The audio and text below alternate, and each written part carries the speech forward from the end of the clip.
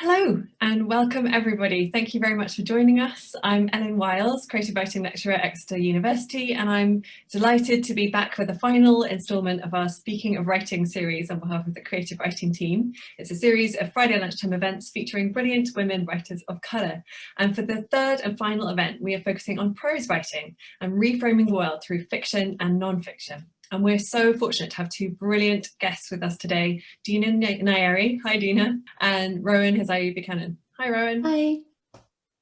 So, Dina Nayeri is the author of The Ungrateful Refugee, which is a non-fiction book exploring the experience of refugees, and it weaves together her own experience in fleeing Iran for America as a child with those of other refugees.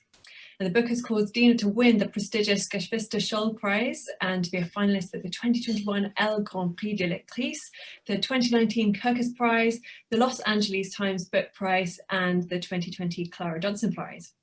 She's also won the 2018 UNESCO City of Literature Paul Engel Prize, the O. Henry Prize, and at National Endowment for the Arts Literature Grant. Her essay of the same name as the book, The Ungrateful Refugee, was one of the most widely shared 2017 long reads in The Guardian. Dina is also the author of two novels.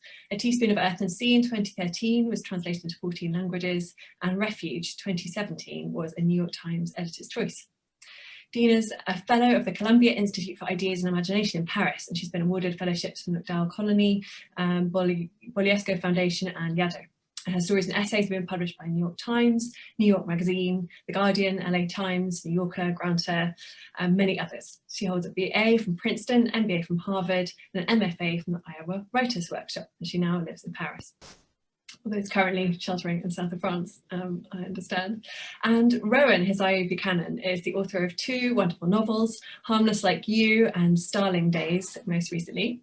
And she too has won multiple awards, including the Authors Club First Novel Award and a Betty Trask Award, and she's been shortlisted for the Costa Novel Award and longlisted for the Jalap Prize.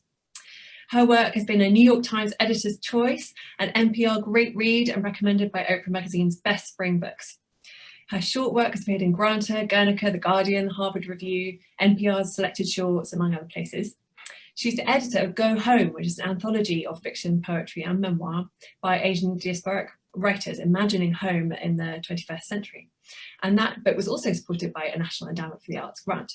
She's been awarded residencies and fellowships from the MacDowell Colony, Malay Colony, Hedgebrook Gladson's Library, Asian American Writers Workshop, and Condyman, and she lives in London. So thanks again for joining us. We're going to start today by diving right into your text with some readings before we move on to discussion and questions. So Dina, would you like to start by reading a passage for us? Thanks. Sure. Thank you, Ellen. Can you hear me? Yes. Yeah. Yes. Okay, great. Well, thank you for that wonderful introduction, and thank you guys for having me. It's a real pleasure. Rowan, I didn't realize you'd also been at MacDowell. Now I have all kinds of questions. This is like a very good place for writers. So I'm going to read from the beginning of my book. The book weaves together stories of other people and my own story, but it starts off with my own and the day that, or the time when we became refugees. So I'll dive right in. We became refugees. Somehow it felt more settled than what we had been for the past 10 months, hiding out in the United Arab Emirates. There we were illegal. All the same dizzying displacement, uncertainty, and need, but we had to find our own shelter. Without a state to say, yes, we will be responsible for you, we were so unmoored it was hard to fathom a next step. Maybe that's why every move had been last minute, someone's kindness or a stroke of luck. Miracles. And so, when we landed in Rome in winter 1989, I bubbled with love for Italy and every Italian. It was unlike anything I had felt for Dubai. This airport was so European, so brimming with leisure. I wanted to run to every kiosk and smell the Western chocolate and touch the expensive fabrics. But a man in a black suit held a sign with Mama's name, and we were led away to a car. My mother, younger brother, and I bundled in the back seat, cold and dirty from the long flight. I tried to stay awake for the ride through the Italian countryside. Finally, after an hour, we spotted a house on a hill, breaking up the rolling valleys in the distance. We had been told that we'd be taken to a good refugee camp, a temporary safe space for transients seeking asylum outside Italy. It was called Barba, and it had once been a hotel. The Italian government had leased this building to house the likes of us, political and religious asylum seekers and passers through with particular need, elderly family or children. It was exciting to watch Barba appear and to know that even though our clothes and bedding and daily routines would be those of refugees, though we would be confined there, our house would be on a hilltop in the husk of a pretty hotel. We pulled up a hill road after dinner time. Our room was small, perhaps even smaller than the cockroach hostel in Sharjah, and we had no fridge or hot plate this time, only a bathroom and a bed. We sat on our bed and wondered where we'd get money, if we'd find friends among our neighbors. Would we meet Farsi speakers? How long would we stay? Which country would finally take us? We wondered about that night's meal. We considered walking to a store in Mentana. Then someone knocked. An Italian woman, young with a punkish haircut, gestured to us that we had missed the dinner call. That night, for the first time, I saw the canteen, a glass circle overlooking all that lush valley. Now empty and dark, in the morning it would fill up with displaced families like ours, Iranians, Afghans, Russians, Romanians. It would buzz with many languages, many kinds of prayers. There would be children, mothers, grandmothers. But for now the room was silent. We ate bowls of leftover pasta in semi-dark and heavy silence and thanked God that meals were provided here. Despite its grand skeleton, Hotel Barba was a refugee camp, and we had to stay put, as we had no status in Italy. We were served soup, pasta, coffee, bread at precise times each day, and we sat in the winter chill praying that by summer we'd be gone from there. Every day when the postman arrived, we would swell outside the mail cubbies, jostling for a good view. We wanted to know, who got his letter today? When someone did, the crowd would hush as he opened the envelope, fingers trembling, eyes scanning, then either wept quietly into his palm, muttering curses, or loudly on his knees, thanking his God. Everyone was frantic for a letter from America or England or Australia or Canada, roomy Anglophone countries. A letter would mean the wait was over. Our lives could now begin. In the absence of work or school, all we did was dream, a maddening state, and battle loneliness. We ate with people from our own countries. We prayed in our own ways, some before eating, sitting, heads bowed, some after, standing, holding hands. On cool days, the children snuck in a neighboring orchard to steal unripe peaches and plums because our tongues were itching for something sour and there was nothing else to soothe that craving. I tried to teach some English words to a handful of burly Russian men, skipping around the yard in my pink skirt and pointing to a tree, a fence, a chador. The men indulged me by taking notes. We fought boredom in increasingly desperate ways.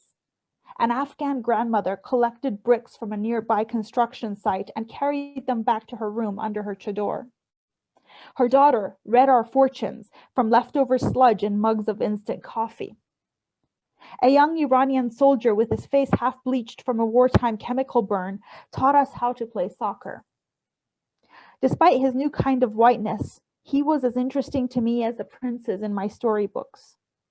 Perhaps I sensed that he was attracted to Mama, and wasn't she just me in another body? Here was a man who wanted us, who wanted to play games with me, to make me laugh, and then look out of the corner of his eye to see if my mother was watching. We had left Baba behind in Isfahan.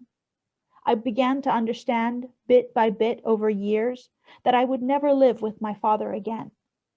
I was beginning to understand other things too, to peek out from inside my own skin. I spent time with loving grandmothers from many countries. I joined Mama for tea and oranges in rooms of Russian Christians. I read English books and played hopscotch and became obsessed with having a home again, with ending the wander days, rooting, and with the mysteries of adulthood. I craved everyone's stories. I was becoming some later version of myself. Gorgeous. Thanks so much, Dina. And now, Rowan, I think you're going to read us some of your novel, Starling Days. Would you like to kick in? So, thank you, Ellen, for introducing us both so beautifully, and Dina, that was wonderful. It's very hard to go afterwards. So as Ellen mentioned, I've edited a book that was mixed fiction and nonfiction and poetry, and I've written 2 novels. And I thought the easiest thing to do would be to read to you from the beginning of my most recent novel. So this is 2 pages in. So it is, all you really need to know is that there's a woman named Mina, and she's standing on the George Washington Bridge in New York at night. The river was as dark as poured tarmac. They said that when a body fell onto water from this height, it was like hitting the sidewalk. Golden Gate had nets to stop jumpers. She imagined the feeling of a rope cutting into arms and legs. Your body would flop like a fish. How long did they have to lie there before someone scooped them out? There was nothing like that here. People said that drowning was a good death, that the tiny alveoli of the lungs filled like 1,000 water balloons. She lifted one purple flip-flop and dropped it over the water. She didn't hear it hit. The shape simply vanished into the black shadow.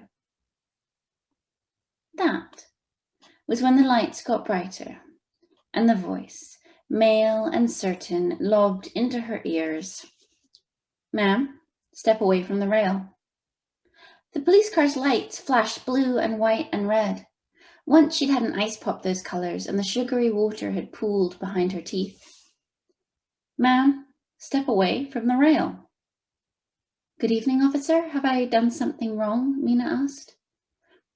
"Please get into the car," he said. There were 2 of them.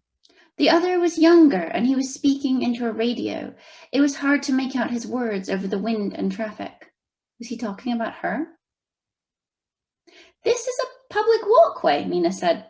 "It was open. I haven't done anything wrong." "Ma'am, get into the car." "I don't want to get into the car. Look, I was just getting some air. I was thinking I'll go home now." "Ma'am, don't make me come over there." Mina had never been in a police car. She'd read once that the back doors only open from the outside. Who knew what would happen if she got into the car? The window was rolled down and the cop stuck his head out. There was a lump on his upper lip, a pimple perhaps. "Where are your shoes?" "It's hot out," she said.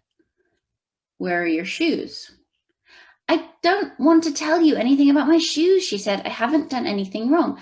I'm an American citizen." "Ma'am, where are your shoes?" She lifted up the single flip-flop she had left. "The other one broke," she said. Behind him, other cars continued into the night. Did they even notice her standing in the dark, a small woman with bare legs and feet? She was aware of the bluing bruise she'd caught banging her knee on the subway door. In the shower that morning, she'd skipped shaving her legs. In the beam of his headlamps, could he see her hair standing up in splinters? "Ma'am, I really need you to get into the car. I can't leave you here. What if something happened to you?" In his voice, she heard the insinuation that normal women, innocent women, didn't walk alone on bridges at night. "I'm fine," she said. Mina knew her stubby ponytail was frizzy. Bleaching black to Marilyn Monroe blonde had taken 4 rounds of peroxide. Now it stood up in breaking strands. If she'd conditioned it, would this cop think she was sane? If she'd blow-dried it, would he have let her go home? And of course, there were the tattoos twining up her arms. "We can talk about it in the car," he said. His shadowed friend bent over the radio, lips to the black box. Mina was tired. It was the heat, or perhaps the wind. So she got into the car. The seat was smooth. Someone must have chosen the fabric specially. This must be wipeable and disinfectable. People probably spat on this seat. They probably pissed on purpose and by mistake. Between the front and back seats was a grill. She would not be able to reach out to touch the curve of the cop's ear or straighten his blue collar. The flip-flop lay across her knees. The cops wanted to know her name, address, phone number, and social security. She gave them. "We're taking you to Mount Sinai," said the cop. "I was just going for a walk, clearing my head. I don't need to be in a hospital." I was just clearing my head. Damn. Repeating herself was a habit of the guilty. Mina tried to slow her breath. See it from my point of view, he said. You're walking alone on the bridge at night. I can't let you out. I don't know what would happen. Only then did she understand that they must do this every night, drive back and forth across the bridge, looking for people like her. I have to go to work tomorrow, she said. My husband will want to know where I am. Please, just let me go to the subway. We can't do that, ma'am. The car left the bridge and fell back into Manhattan. She kept telling them she wasn't trying to cause trouble. She said it so many times that the word trouble began to sound like burble or bubble. Heat rose in her eyes. She pushed the water off her face. Finally, they agreed she could call her husband, and they would go to the paramedics parked near the bridge. If the paramedics said she was okay, she could go home. Oscar, she said, Oscar, I need you to come get me. They won't let me leave until you come get me. Slow down, he said. Where are you? What's going on? She tried to explain about the cops and about how she'd been clearing her head and how they wanted her to take her to the hospital, about how she needed him to be there. The ambulance was parked under the highway. Was it like the cops, always there, always waiting for people like her? The cop got out of the car and opened the door. He didn't cuff her or even touch her, but her breath came double fast. He led her to the ambulance. The steps into the vehicle were constructed from a steel mesh. They hurt her feet. A hand reached out to help her. It was soft and firm and female. It was attached to a slim arm and a body in scrubs the color of the swimming pool where she'd first made her tentative laps as a preschooler. Mina smiled into the face, and the face smiled back. Please, take a seat, the paramedic said, gesturing to the stretcher. A sheet was draped over the end, which made it look almost like a real bed. Mina sat on the edge. Can you wait here? The paramedic asked. We're going to talk for a minute. Mina nodded before she understood that we meant the cop. He stood on the sidewalk, his legs spread. For the first time, she saw his gun. It was no bigger than a bottle of Coca-Cola. Then the paramedic shut the door. That had to be a good sign. They trusted her to be alone. Her body was reflected as a peachy blur in the metal drawers. The sour light marked every pore, every scratch on her legs, the tiny specks of dirt under her toenails. The paramedic returned with a clipboard. Mina noticed how pretty she was and how neat her hair. The paramedic's lips were lipstick to dark red. Mina had once owned a dress almost that color. Oxblood, the store called it. Nice lipstick, Mina said. Thank you, the paramedic smiled. I just want to go home. Did that sound too desperate? So I'll stop there. Thank you so much. Such compelling writing, and I was really right there in the scenes of both of your readings. Thank you so much. So questions. I have many, and I'm sure the audience will have many too. I thought it'd be nice to start by asking you both a bit about your non-fiction works, and then moving on to fiction, perhaps discussing the relationship between the two. So first of all, with non-fiction work, both of you have used this form to explore the experiences of migration, diaspora, and their impact on personal identity. Dina through The Ungrateful Refugee, and Rowan with the Go Home anthology, although that of course includes fiction and poetry as well as essays. So I wonder, could you both tell us a bit about how you approached these books and why you chose the forms you chose for those, and what you were setting out to do with those books that was new? Dina, would you like to start? Sure. I think, well, the way that I got into nonfiction was kind of, I mean, I guess it was very organic and long coming because, you know, for me, nonfiction started with essays about my life as a refugee and my own experiences. But for a long time, I had already been writing fiction about that, and it felt like a safe space. It felt like, you know, I could hide behind this veil and still talk about these important things, or, you know, kind of show particular kinds of stories. But you know, for me in 2015, everything changed. I mean, for everyone, everything changed. But, you know, the refugee crisis came into the spotlight, and people were talking about it in a way that I wanted to talk about also as myself. And then also another thing that happened is that just in my writing journey and also in my life, I became more outward looking, and I decided that, you know, I need to stop just focusing on stories that are drawn from my own experience and look to other people's experiences. So I wanted to visit refugee camps, to go and see people who have lived the same kind of story that I have lived, but 30 years later, who are living it now, and just to sit and talk, you know, about our stories, and to try to use whatever I've learned in terms of the craft to bring their stories to life. And I found that really important because the true stories from the refugee crisis are often told in ways that kind of rob them of you know, there's an element of empathy, this you know, kind of ability to connect. That this is the kind of thing that we do with fiction. You know, we write prose and we really get into the visceral details and we help people put themselves in those stories. But journalists don't necessarily do that. The journalistic stories are not focused on like telling a good creative story. And I wanted to do that with real stories so that I could draw people into those very real situations. And so for me, it was, I guess, a coming together of many different strands in my life, the personal, becoming a mother, the professional, just the evolution of my writing out from fiction, and the evolution of my voice. And then also this desire to, I guess, become more porous as a writer and to become someone who looks outward and connects with other people's stories. Fascinating, thank you. And Rowan, the Go Home anthology is also a book of many voices. Can you tell us a little bit about that and how you came to bring that together?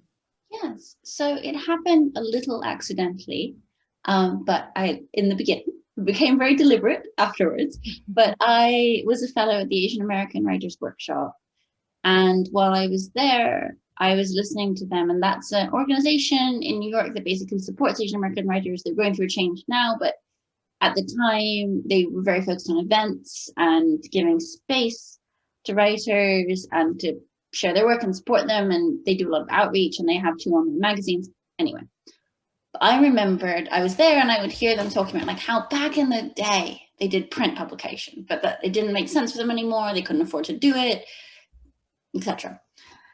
At the same time, someone from this publisher, the Feminist Press, wrote to me and said, do you have a book available? And I didn't, because my first novel, which I'm going to hold up like show and tell, almost like you, I had just found an agent for it, and we were going down a particular route.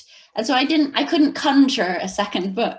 So I said, oh, no, I don't, but I'd love to submit to any anthologies you have, like, if, you know, just a short story or an essay. And they said, we don't have any anthologies, but we could. And I basically spoke to my mentor at the Asian American Writers Workshop and said, I think you two should be friends, and you should put an anthology together, and then maybe I can submit to it. And the people from both organizations went, that sounds like a great idea. Why don't you do it and organize it? And I went, oh, okay.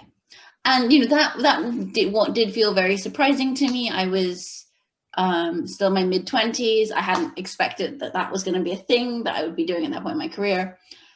But as soon as I started thinking about the creation of the book, it began to feel very serious and important to me. We decided that we didn't want to make it an anthology that was like the best Asian voices ever, because that it puts yourself in a position of a very particular power that I didn't feel comfortable with, and I didn't think I thought I was the arbiter of that. So we thought instead we'd have a theme, and very quickly the theme was Go Home, and that's in part because I thought it would allow writers to speak about 2 things. One, where their sense of home was, what it meant to them, because I have always felt very split between places, and figuring out what home means to me has been a journey. And when I spoke to other people from different parts of the diaspora or different, they often spoke about home and like the ways in which they built it, either in chosen family or in their books, or it could be their laptop for one person.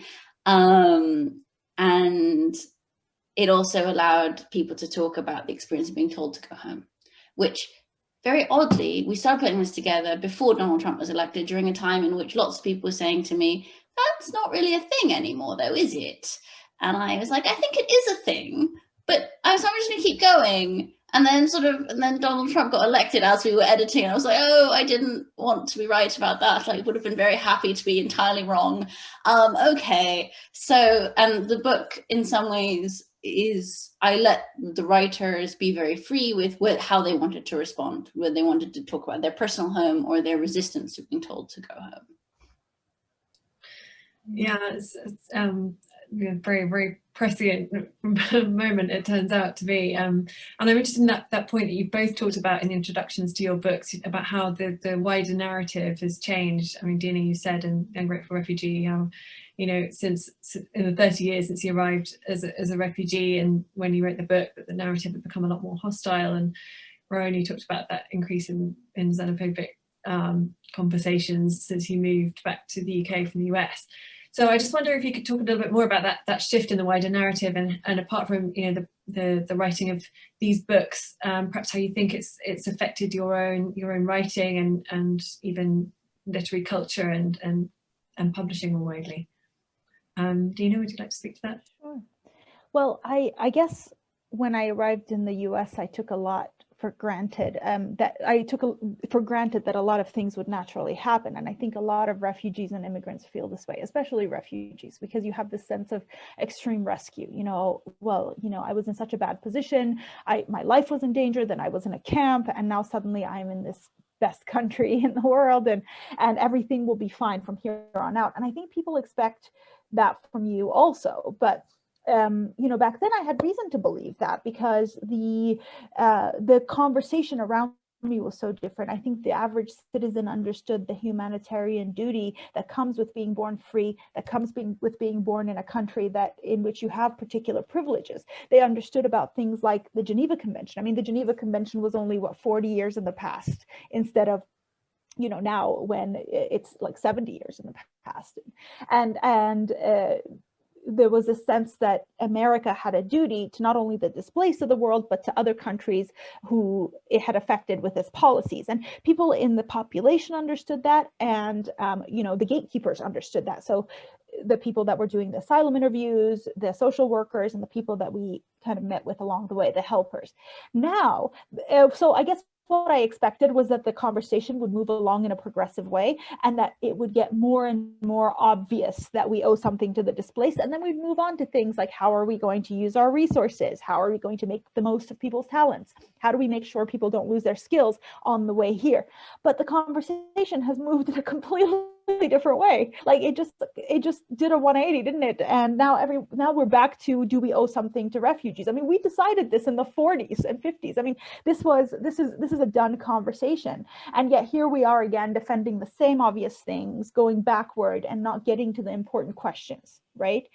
So that has affected my writing, because now I have to spend a lot of my time writing essayistically, nonfiction, kind of philosophically, talking about how, all right, let's go back to, what kind of philosophy are you living by? You know, how do you decide what you're entitled to? How do you decide what your children are entitled to? And how do you decide what you owe to your neighbors? These are not the kind of things I expected to talk about explicitly in essay form so much. I mean, to be honest, if I could think about my ideal writing life, it would be to put all of this lecturing aside and just sink into some good fiction. I mean, fiction is the thing that I wanted to do with my career. And it's the thing that I studied in my MFA. And I want to kind of crack open the issues of the world in a more subtle way, you know, using stories and visceral details and not so much having this hammer, you know. But right now is a moment of extremes, and the conversation has become extreme, and I kind of feel like the part of my voice that is needed in the world is the part that tells it how it is, you know. And so it's shifted my fiction to nonfiction kind of balance, and it's also, even within nonfiction, has shifted how I write a little bit toward the more like I said, more essayistic and philosophical. But I think one thing that I struggle with, and I try really hard to keep a balance of, is just that those storytelling roots, to remember that the most powerful form of persuasion in the long run is storytelling, and it is to bring out, people's stories in a subtle way, and let your reader kind of find their way through it, and to kind of get an understanding through the subconscious. And so so that's kind of the sort of things that I'm thinking about now. Yeah, that's so interesting. And Rowan, I wonder if you feel a similar pressure or expectation to, either address these themes or produce more nonfiction essay-based work around them. Yeah, so I think my own thinking has been evolving as the conversation has. I remember, I was being a little lighthearted earlier, but I remember being both tremendously upset by world events, by Brexit, by Donald Trump's existence, and that being not really balanced, a moment of light in all of that darkness. I thought, well, at least now we can have these conversations. At least now I don't have to have the conversation where people go, we did post-colonialism, it's done, it's done, we fixed it. And to go, okay, no, I can explicitly talk about the things that are experienced by my family, by my friends, in the world, and at least not have to have the conversation about, like, that's not real, we've moved past it. And that was, for me, a moment of light. And I think some amazing conversations have come out of that, and amazing books by different writers. You see lists of, like, these are the books you need to read, and, like, a lot of the time those are amazing books and you should read them. But I think, as someone who is primarily a fiction writer, I think something I have been thinking about and struggling with is the ways in which it's both, I do think, important to talk about identity, whether, that's racial identity. I'm mixed race. A lot of my characters are either Asian American or mixed race. Sexuality, and, I'm bisexual, and I've written characters who are that and who aren't that, and mental health, which is a big part of my second novel. And it's both, I both find myself saying, like, this is why it's important, I'm going to give you my log line on why this stuff matters, and going, but I also want you to see that these characters are so much more than those things, and that those things sometimes inform what they're doing really subtly, rather than being this big hammer that we were talking about. And finding a way to fight injustice without having to turn yourself into a hammer, I think, is something I still am struggling with, and learning from other writers by looking at their work and thinking about in my own. That's such an interesting point, and so well said. And it leads me to a question I was going to ask about the role of literature and fiction. We'll come to talk about your fiction work in a minute, but as a form of activism, I mean, what do you both think about the role of literature as activism? Do you think the two are ultimately, antithetical in a way that, or are they always intertwined? Any thoughts about that, Dina? Well, I mean, for me, as I was saying, in my ideal world, I would like them to be separate, except in a very long-term, broad-thinking way. So, of course, literature does have this activist element, because good literature has a point of view, and it's in the perspective of particular people, particular characters, and so by nature they're political, because there are things that those characters want and need, and they're kind of crashing into the world in a particular way, and so that is the political element, and as subtly as you show it, that's there. So in the long term, what books we decide to create a canon out of is activism and political, in a very, very broad sense. But as you're doing the writing, I mean, I would very much like those things to be separate, and I feel this pressure to infuse my writing with an agenda, I suppose, to be extremely dangerous, because I want my fiction to be more than anything just true and realistic and unaware of itself, just as the characters would be. If I'm writing about, villager in Iran, that person isn't necessarily aware of all of the layers of I guess, politics and history and everything that goes into the experience they're having. They just know the experience, and they feel it viscerally, and they react to it in the most human way. And I want to show that and make it, you know, absolutely apparent to the reader. So for that, I think putting aside agendas is really necessary. You have to kind of sink into the experience of the person. And so it's as I said, it's a struggle to forget, you know, to forget that at the end of the day, I want my body of work to do something big and to do something political and to become, you know, one of the tools that people use to make arguments for the things that I believe in. Do you see what I mean? But that's my body of work. And if one short story tries to do that, that short story is going to fail, you know? Yeah, no, it's great points. But what about you, Rowan? Do you feel that there is a real tension between the idea of activism and literature, and is that something you try to navigate in working between fiction and non-fiction? Yes. So I very much, I think, agree with many of the things Dina said. I think she's very wise about how you need to write. And I think if you write and say, this is the moral lesson at the end, you get something that sort of reads like one of those sort of Victorian children's stories that you don't want to be doing. And I think for me, there's a difference between what you write and what you publish and how you promote. And that's when I'm writing, I need to be thinking of these characters as people. And I think one of the things that helped me most is sort of the difference between my first and second book is my first book is largely set in New York in the 1960s and 70s, and the protagonist is Japanese, and she doesn't have a lot of language for why she can't find her place in the art world. She doesn't at any point say, people are being racist to me, or even, you know, like, she doesn't know what a microaggression is, and she wouldn't think of it in those terms. And I had to think like her and to show her the way she would be frustrated, the way she would try to work around something. And in my second book is contemporary, and there's almost too much language for that protagonist. That protagonist is trying to understand what's going on in her brain, and she has all of WebMD and all of the internet and all of everything to go, do I feel this way because I'm Chinese American? Do I feel this way because my mother's dead? Do I feel this way? Why? Is because there's something wrong with my ovaries?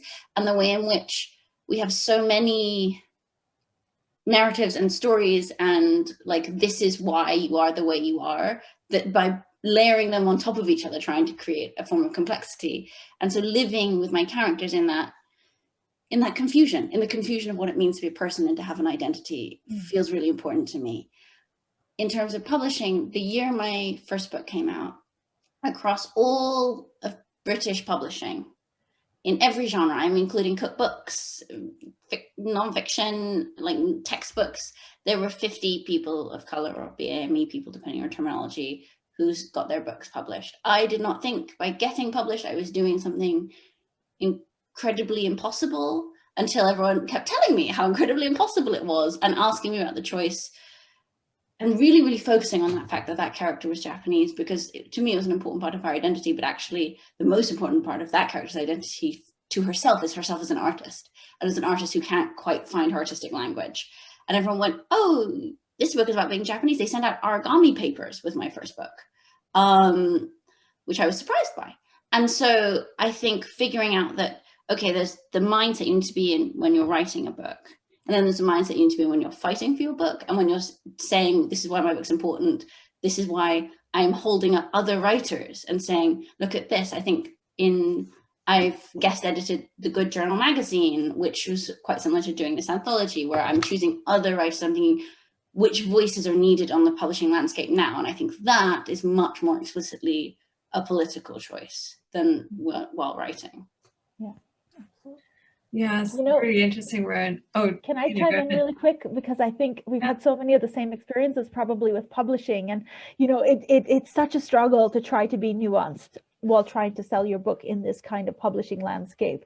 And that thing you said about the origami, it just so resonates. I was just talking to a Turkish friend who had Turkish delights sent out with her book, and she was horrified. And I have had sour cherries sent out with my book, and I was horrified. And you feel like you can't say anything because you are trying to reach, you know, other people, people who but I think it's a constant internal struggle. Yeah. And, you know, and I think those origami papers were beautiful on some level. And I think that they were sent with love and care and really fighting for me from my publishing team. So I have no anger towards them, but at the same time, that wasn't the person I was expecting to be in the world. And Well, that was, exactly. You're like, well, you know, is Paul Harding getting, you know, hot dogs sent with his work? I mean, I don't know, whatever. Like, that's not fair. You think, well, you know, I am not sour cherries just as much as this white male American writer is not, you know. He gets to be words, he gets to be prose, and I get to be cherries, you know. But you're right that it's well-meaning and that they're at the end of the day trying to sell the book, but it's a tension. Yeah, I'd love to hear from both of you a bit about coming to write those first novels before that moment of encountering the publishing industry and having yourselves characterized in ways you hadn't anticipated.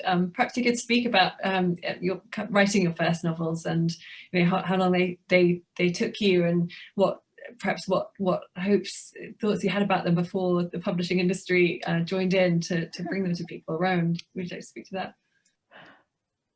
I mean, I think when I was writing my first book, I had no idea if it was ever going to get published or if it was ever going to be read. And I remember a writer came to visit a class I was in and was like, yes, this is the best time when you're writing for yourself and your vision of art and you are not polluted by the world of publishing. I remember thinking essentially like, sorry, this is being recorded, but like I was so upset as like a young writer of feeling like, what are you saying? Like, this is the best time when no one will ever hear from me. And I was so, and I now in my old age look back on this and understand what that person was saying. I do. And I feel like saying, silly baby, you should have listened. In that, I think before you write, before you're published, you're just being driven to tell a story and you have no idea where it's going to be, and you have fewer voices in your head about what it should be or what it should be like or what sort of writer you are. And I think for anyone listening who's writing their first book, feel free to shake your fists in the air, but also do try to enjoy it, that moment before you're seen almost. Thanks. Yeah. And how about you, Dina? Did you have a similar experience at that point? Yes, and I not only do I agree with that now, you know, and that you now and the person who spoke to you, I would even go further and say to try to prolong it. If you have a first novel, you know, that you're eager to get out, I would stretch that time before it comes out to as much as possible, just because of the way the publishing industry is structured, because of how much goes into debut novels, how much attention goes into them, and how important it is that your first novel be good, you know. And just the process, I guess, the learning curve of being a writer is a bit of a mystery. I mean, there are times I look back to all my old writing and I absolutely despise all of it. But then again, I hear from much more seasoned writers who also despise their work, you know, from 10 years ago. That was glorious. So, you know, one doesn't know if one will ever be able to judge one's own writing, but everyone pretty much agrees that there's a really long period at the beginning when you are vulnerable to being exploited by people who just want to put out a book that might sell because of a particular topic. A perfect case in point is American Dirt, right? I mean, this is a book that got all of this controversy because the publishing industry allowed a bad book to be published. It was, the problem with that book isn't just that it made I guess it showed a particular group of people badly as an outsider would look at them, but all of those problems that it had are rooted in problems in writing. You know, this was someone who was a novice, who didn't understand how, like, the point of view of the characters that she had supposedly researched. And she had no way of seeing all of those things, but the publishing industry did. And instead they chose to go kind of the money route, right? And this is just something that happens because they're businesses. So how do you protect yourself? You have to protect yourself by becoming as good a writer as you can before you put yourself out there, because otherwise you're extremely vulnerable. You know, and I think I mean, I didn't have an experience like that but I was very naive to all these things. And I think that, you know, I was extremely eager. I wanted my first book to come out. I balked at edits. I mean, it was just the usual first novel stuff. And I think now, 10 years down the road, if I could go back, I don't know, I would probably make my second novel my first novel, and I would probably edit the first novel completely differently and make it my second novel, you know, like, so no one has ever said they wish they had published earlier. No successful writer I've ever talked to, not one, has said, you know what, I just got that debut book out 10 years too late. You know, it's just not how hindsight works, especially not in creative industries, you know, and in creative work. Yeah, no, really interesting. And now talking about your second novels in the order they actually emerged as second novels, I'd love to hear a bit more about them. Rowan, could you tell us a bit about your latest novel, Starling Days, that you read from so beautifully there? You know, how did it come about, and also what was it like writing a second novel after the success of Harmless, and about sort of having then become more savvy about the publishing industry and what it entailed? Okay, so I had a 2-book deal, which is when your publisher very kindly says, we are going to publish 1 book and then we will going to have faith that you will write another book, which was on one level tremendously reassuring, and on another level it was terrifying. And I actually wrote a different book that will never see the light of day in between the 2 books and threw it out, which, you know, kind of ruined my schedule. But it was important to write that book. And it was important to throw it away because it wasn't working for various reasons I won't go into. But I remember sitting there and making the decision that I wasn't just going to leave it rather than try to edit it or fix it. And I, you know, I'd written a full 2 drafts of it, I think. And it was the feeling of, well, if this book goes out into the world and it's a success, I'll probably be happy. Everyone loves being successful.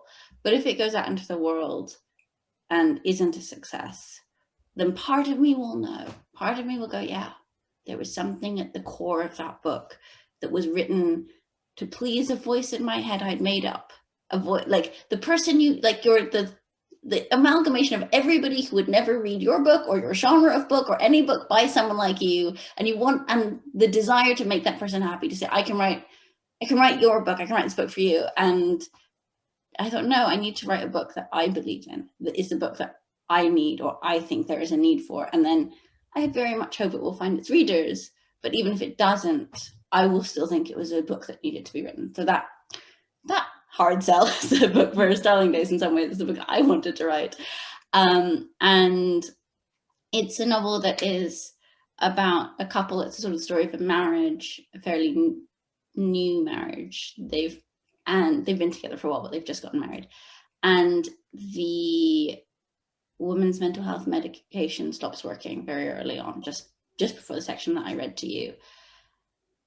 And she doesn't know who she is anymore, and she decides to try to exist without it and to find out who she is. And she's a classicist, so she looks to stories of myths and legends and women who transform, and she also looks for medical explanations, and she's trying to figure this out. Meanwhile, her husband, who is a bit of a not controlling, like a controlling of her, but just someone who needs their world to be aligned and in shape, is trying very hard to fix it and to make everything okay. And they move together to London for part of his job and to give her like a clean break.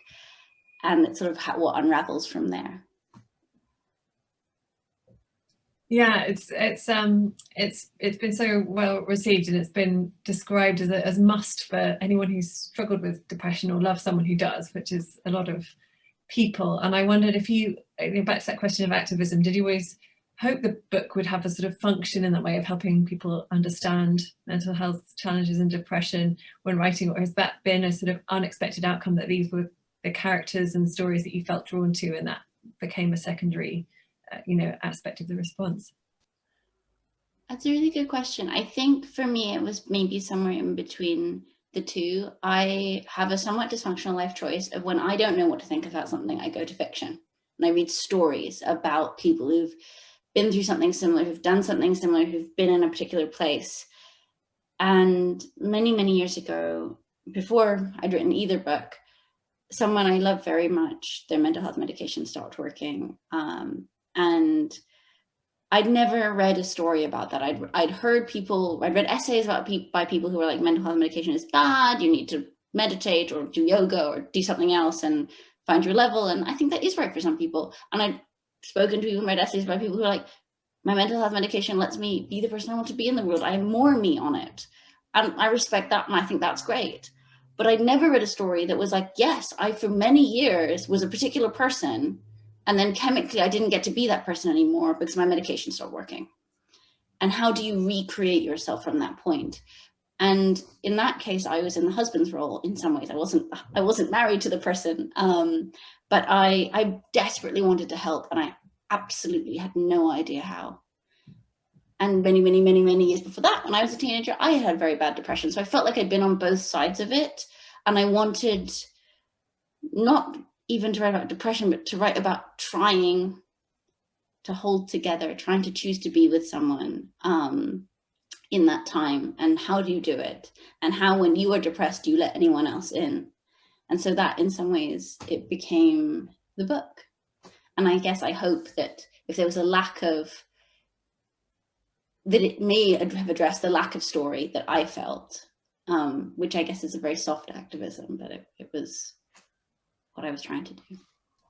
Thank you. Yeah, and Dina, how about your second novel, Refuge? You mentioned that you kind of wish it had been your first novel. Could you talk a bit about writing that and how you found writing, fiction versus non-fiction as a way of addressing the refugee experience too? Yeah.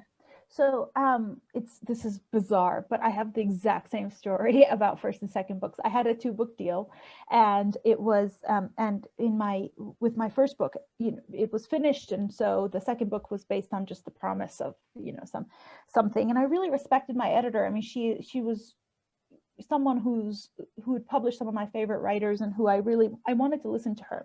And I wrote a whole other book that is now completely shelved, but for me, that kind of realization that you came to on your own, it was much more directed by this editor. I went through like 12 drafts of this thing over 3 years, and no matter what, she just was not satisfied. And at some point I just said, okay, enough. I told my agent, get me out of this deal. But the editor said, just leave it. This is not your second book. I think that the second book is actually blocked up in there somewhere, and it's going to come pouring out as soon as you remove this obstruction, right? And I thought, oh, well, that's a nice, disgusting analogy. But, okay, I will do that. So I put it aside. I let it go. And it had been years that I'd been working on this, and I just really felt this urgency. But I over the next couple of months, this is actually when I first started outlining this on my own in my little flat in New York, and then I went to Montana with a writer friend, and we did this little mini writing residency in which we just tried to frantically wrote things that we had in our minds, and just let go of any convention about what the story should look like. We just let things come out. And then I went to McDowell, where I finished it. So in the course of like 6 months, I wrote a first draft of this thing that ended up being Refuge. And it was so it was so natural and so freeing, and so exactly the story I needed to tell at the time. And I had waited so long that all of those experiences had layered upon each other just in my subconscious. I remember when I was in Iowa, there was this wonderful, I had this teacher, she's this wonderful writer, Marilyn Robinson, and she would tell us often that even when you're not actively working on something, your subconscious is working on it. And so you need to just trust that you have that mechanism. That's what's happening. We don't really understand the awesomeness of the human mind, the creative mind. And so if you do have something bottled up that wants to come out, you just let it come out. And so that's what I did with my second novel. And it was a story about this a woman very much like me, who had been raised in the West after escaping from Iran as a refugee, and who had kind of all of the education, etc., and now lived in Europe, and all of the distance between her and her father, who still remained in Iran, and who is very much kind of an Iranian villager.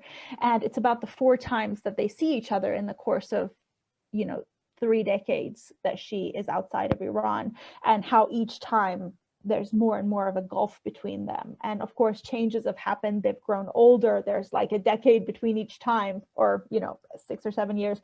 So, and it's all different places around Europe and the Middle East. So it's not so it's just nothing but struggle, each of those reunions. And so because that was so based on my own story. I think it just came out in this natural way. So that became my second book, and it's still my favorite. You know, it's my favorite novel that I've written. It's not my favorite piece of fiction. My favorite piece of fiction are always my short stories. But thank you. It's so interesting to hear both of you. I'd love to open it up to the audience if anyone has any questions. I haven't seen any yet in the chat, but if anyone would like to ask something, feel free to, you could use the reactions button to indicate with a clap or something that you'd like to say something. So please do go ahead if you've got anything at all you'd like to ask Dina or Rowan about their writing. Anybody?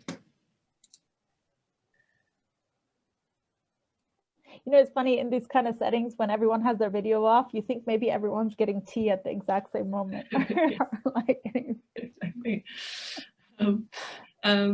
Well, before we finish, I was hoping I could just ask you a final question. Just we've touched on it already, but about your experience in the publishing industry, you know, at the moment as writers of color, and the dynamics as you see them going forwards. You know, how you think that the publishing industry is changing, and perhaps what you have in mind for yourselves for the future within that. Dina, do any thoughts on that? How is the publishing industry changing? Well, now I have to put on like management consultant hat. And I don't know, because my place in the publishing industry is so from the creative point of view, you know, and I think this, I've had conversations about this with my agent, who I'm very close to. But, you know, I think it is becoming, from what I understand, more and more a business, you know, and editors are editing less, and there's kind of a growing gulf between the world of serious craft-based creative writing that's nurtured in MFA programs and you know, kind of held up, I suppose, by certain kind of book critics, and the money-making industry, right? And I think it's really important to be careful about, you know, where you fall there, and who you align yourself with, and who you allow to represent you. You know, not everyone has the same values that you might have, just in terms of what you want from your work, literary values, how you want the book to be in terms of a piece of art, how good every sentence should be, how much it should represent the characters, but also what you want it to do in a political level. So I think that's I guess all I can say about that, just not being in the industry or working in the companies. But what was the second part of your question? Perhaps any future projects that you have in mind, you know, within that industry. Yeah, I have. Yeah, it's like, for all I say against the industry, I have a couple of books slotted to come out. I have a children's book coming out this spring called The Waiting Place, and it's a nonfiction book based on one of the refugee camps that I visited. I took a photographer there. I photographed the children and I wrote their stories. And then I have my next nonfiction book is coming out in 2022. I'm working on it now. It's called Who Gets Believed. It's about who gets believed. And then I have a novel coming out in a year after that. How exciting. I look forward to reading all of them. And Rowan, how about you? Would you like to speak to that question? I have nowhere near as an impressive an answer. I think I was talking to you earlier about what I was working on, Ellen. I'm like, I have a document. It's in my computer, and it is slowly getting longer, and then I cut it and it gets shorter again. It gets longer and shorter, and that is currently where I am. I think it's very familiar to me.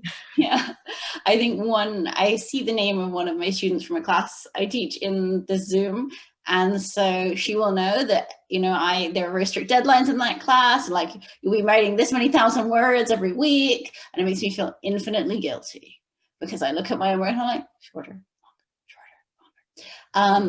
But, you know, and I guess to go backwards into the first half of your question, I think I feel frightened when I read stories about how much the publishing houses are eating each other and becoming more and more the same beast. But I also know that I'm published in the UK by Hachette, which is one of the big beasts, and actually that my editor is very sensitive and thoughtful, and that they took a risk on my literary book about a Japanese artist. And so I don't want to believe that it is impossible within those spaces for there to be people who are supporting different voices and who really care about language and craft. So there is some hope. And I also, you know, because I live in the UK, I know the British publishing industry better than the American.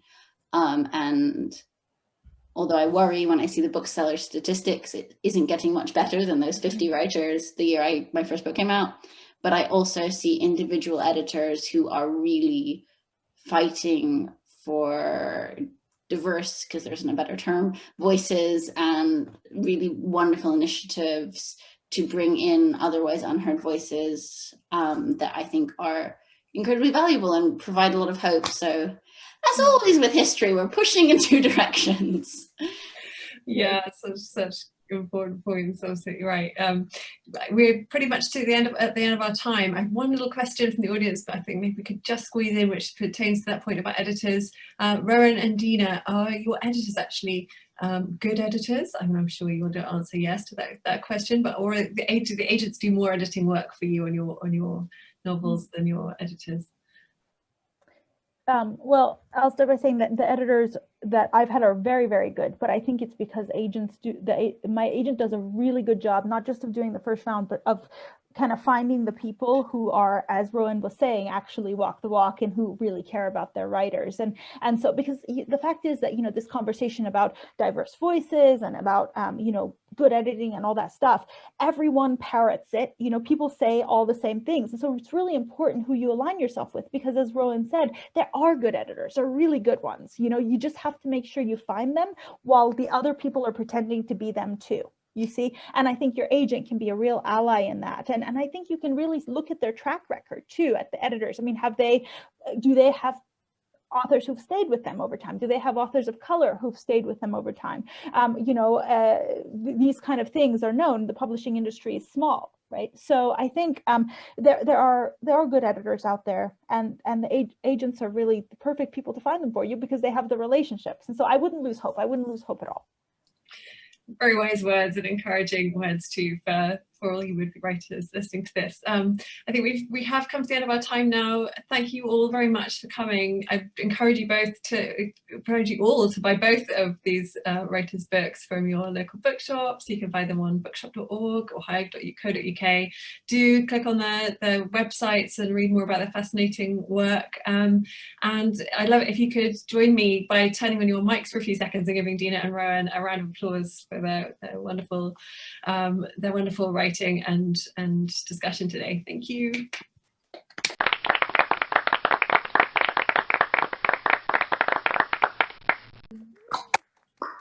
And thanks everyone. Thanks, Rowan, and thank you, Ellen. Thank you very much. And thanks everyone who's come to this series. It's been a real privilege to be able to introduce you to the work and ideas of 6 of the most exciting women writers of colour who are working today. I'd love to hear any feedback or responses to the series. If anyone wants to get in touch, you can find my info on the Exeter University website. And these videos will be up on the Arts and Culture site for Exeter before too long. So should you know anyone who'd like to have joined, you can look there to find it. Great to see you all, and thanks for joining. Have a good day. Bye for now. Bye. Bye. And thank you for spending your lunches with us.